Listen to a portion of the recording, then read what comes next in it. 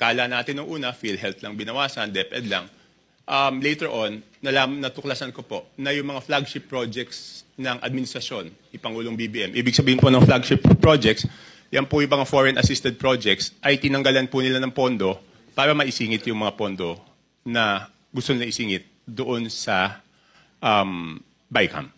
So kaya po, ako rin, napakahalaga po rin sa akin na maimbitahan si Congressman Saldico. At doon po sa House of Representatives, meron pong small committee doon pagkatapos ng second reading.